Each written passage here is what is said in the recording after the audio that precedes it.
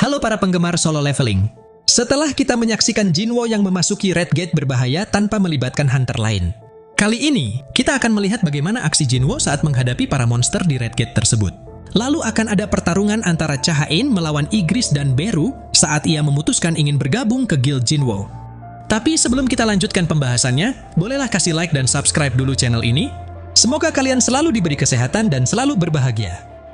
果たしてどこまで行けるか。悪魔の城攻略。 Cerita berlanjut dengan memperlihatkan kejadian tak terduga di dalam dungeon tingkat tinggi yang berlokasi di Amerika. Seorang hunter tampak sangat terkejut saat ia didatangi oleh sosok misterius yang menyebut dirinya sebagai Frost Monarch. Bahkan yang lebih mengejutkannya lagi, ternyata tidak hanya satu monark saja yang muncul di sana, tapi ada juga monark lain yang bernama Yokmun. Yokmun mengungkapkan tujuannya datang kemari karena ada informasi yang ingin ia sampaikan kepada Frost Monarch. Informasinya adalah tentang Shadow Monarch yang berada di wilayah kecil di timur, dan juga tentang para rulers yang akan mencoba melepaskan Logia di bagian selatan wilayah itu. Yokmun berniat akan mengambil alih wilayah itu untuk menghentikan rencana para rulers, tidak peduli meskipun Shadow Monarch berada di sana. Sementara, ketika Yokmun baru saja menyampaikan informasi menarik lainnya mengenai keberadaan The Greatest Fragment of Brilliant Light yang sudah dikonfirmasi. Tiba-tiba, kedua monark ini dicegat oleh tamu yang tidak diinginkan, yaitu Sung Il-hwan sang ayah dari Jinwo yang memiliki kekuatan dari pecahan rulers. Begitu menyadari bahwa tujuan Il-hwan pasti untuk menghalangi rencana para monark yang ingin menimbulkan bencana di Korea.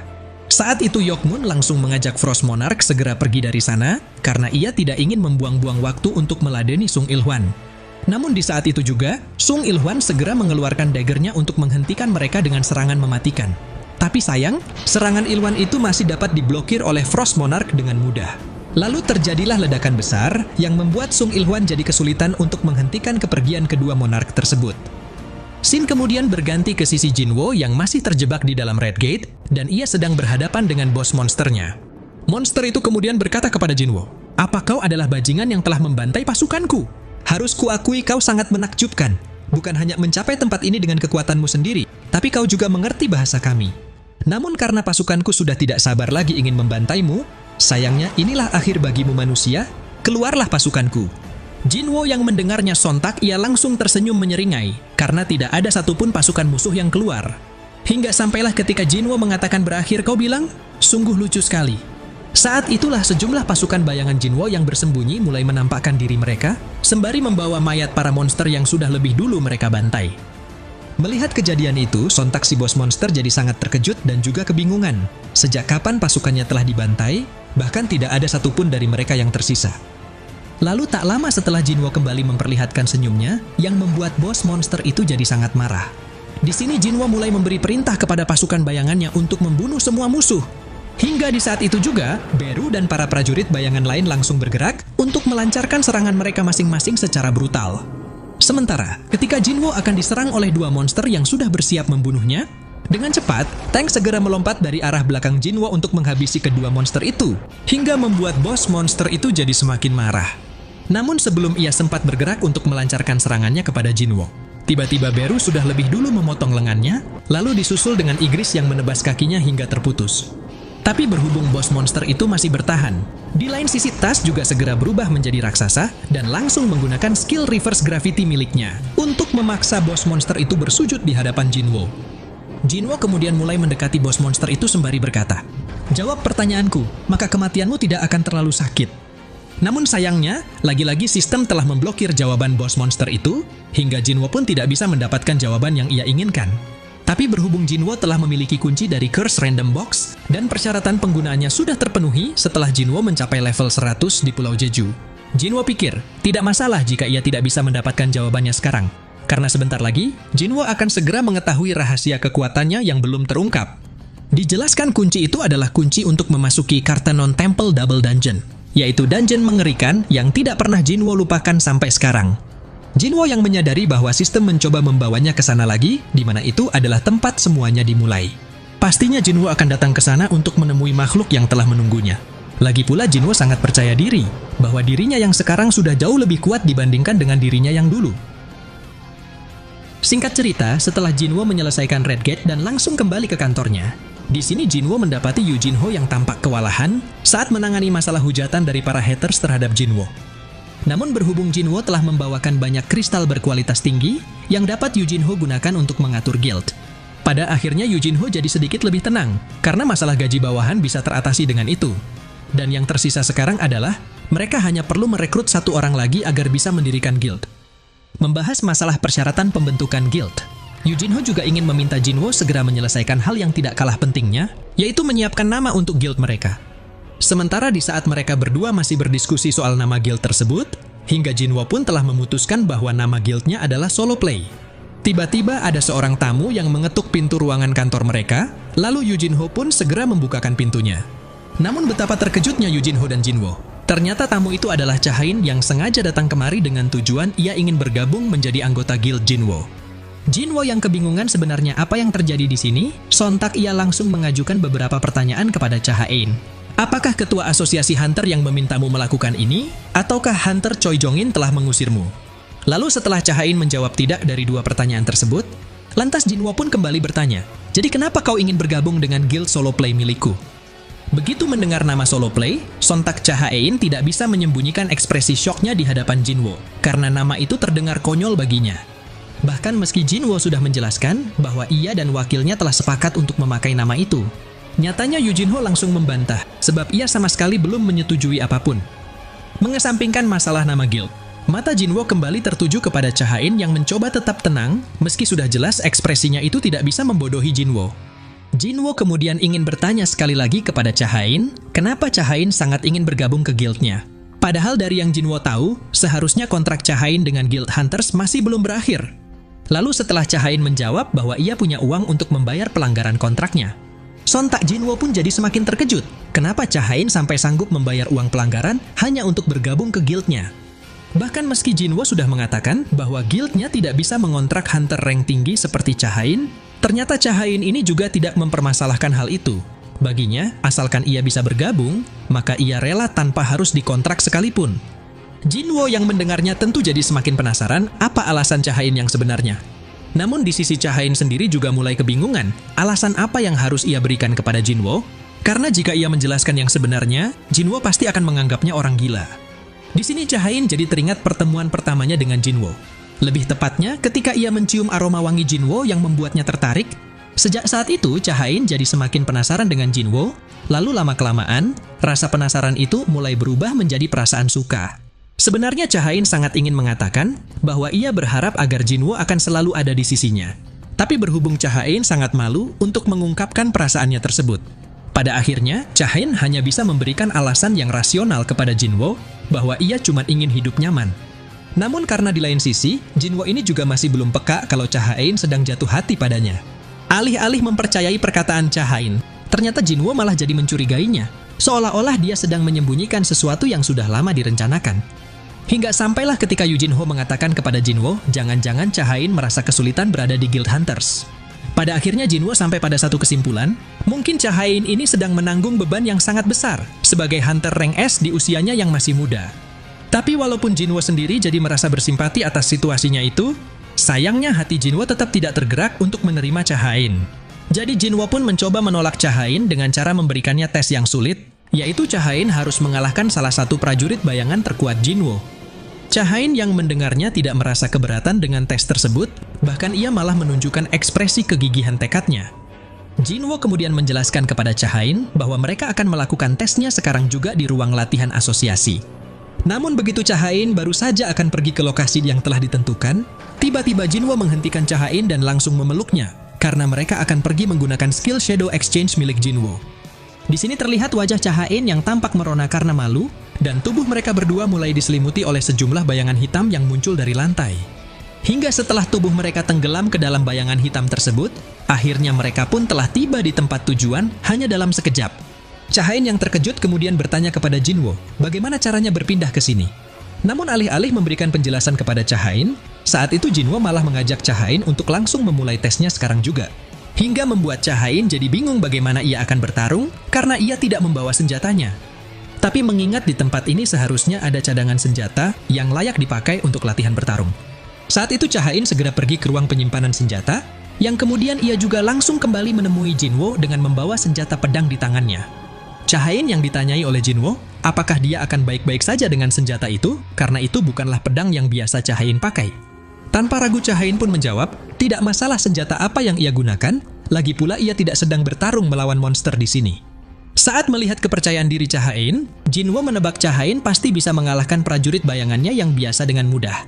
Jadi berhubung Jinwo juga sudah tahu bahwa kemampuan Cha-Hain tidak bisa dianggap remeh. Di sini Jinwo langsung memanggil Igris sembari berkata kepada Cha-Hain, Igris ini adalah ahli pedang terbaik di antara semua prajuritku dan dialah yang akan menjadi lawanmu. Peraturannya sederhana, kau akan bertarung sampai makhluk yang Kusumon hancur atau sampai kau menyerah. Pada awalnya, Jinwo berencana akan memanggil Beru sang prajurit terkuatnya. Tapi mengingat Cha-Hain pasti punya trauma jika melawan Beru, maka Jinwo tidak ingin mengambil resiko yang mungkin bisa membahayakan Cha-Hain. Begitu melihat Cha-Hain yang sudah bersiap memulai pertempurannya dengan memancarkan aura yang terlihat kuat dan murni. Di lain sisi, Jinwo juga langsung meminta Igris untuk memakai pedang Raja Iblis saat melawan Cha-Hain. Karena Jinwo bisa merasakan Cha-Hain tetaplah lawan yang sangat kuat, tidak peduli apapun senjata yang digunakannya. Sesaat kemudian ketika pertarungan itu sudah dimulai, Igris langsung saja mengayunkan tebasan pedang berkekuatan petir untuk menyerang Cha-Hain lebih dulu. Namun Cha-Hain masih bisa menghindarinya dengan mudah, lalu ia juga segera melompat ke arah Igris untuk melancarkan serangan balasannya. Sementara itu di sebuah ruangan di gedung Asosiasi Hunter.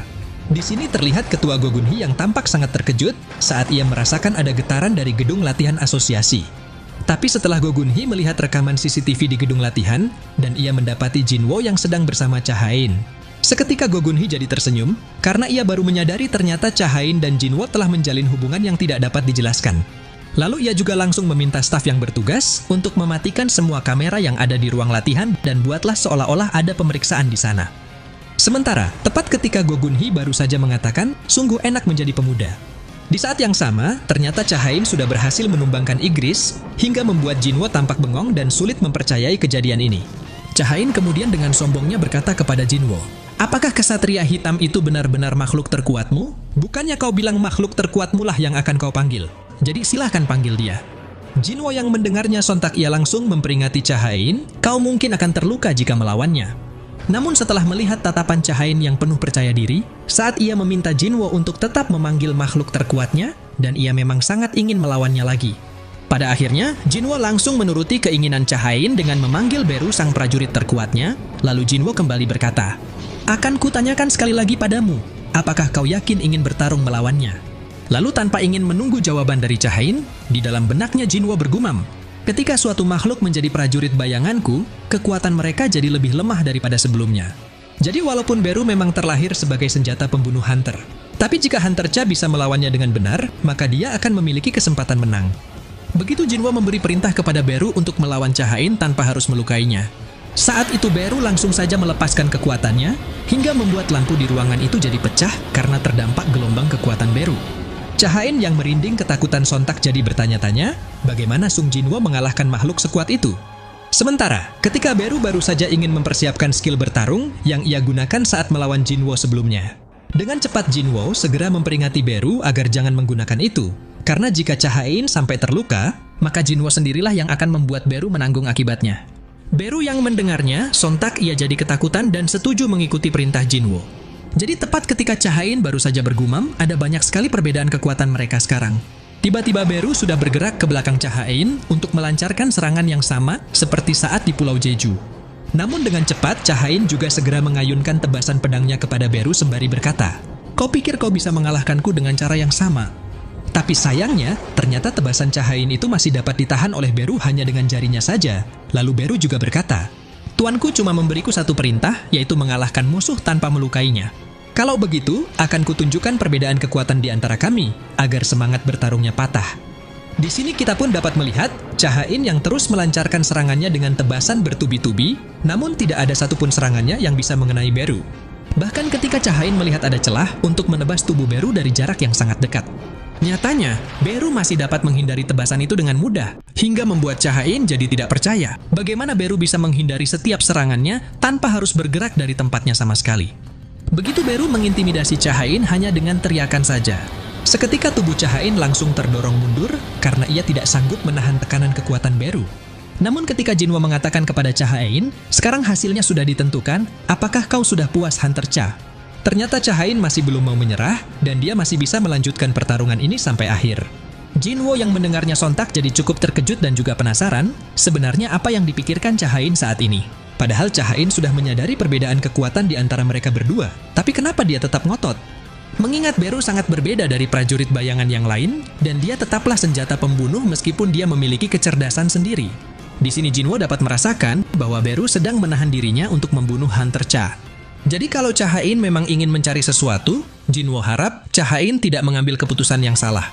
Sesaat kemudian, Beru mulai bergerak dari tempatnya dalam kecepatan tinggi untuk melancarkan serangan cakarnya kepada Cha-Hain. Namun Cha-Hain masih bisa menghindari serangan itu dengan mudah. Lalu ia lanjutkan dengan mengaktifkan skill Swords Dance dan langsung mengayunkan tebasan pedangnya kepada Beru. Bahkan meskipun saat itu pedang Cha-Hain tidak bisa menembus cangkang Beru, tapi justru pedangnya lah yang jadi hancur. Ternyata hal itu tidak mematahkan semangat Cha-Hain untuk terus bertarung.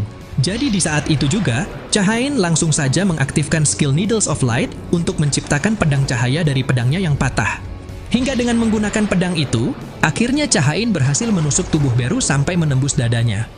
Jinwo yang melihatnya sontak jadi sangat terkejut dan tidak percaya kalau cangkang Beru yang sangat keras itu dapat ditembus Cha-Hain dengan satu kali tusukan saja.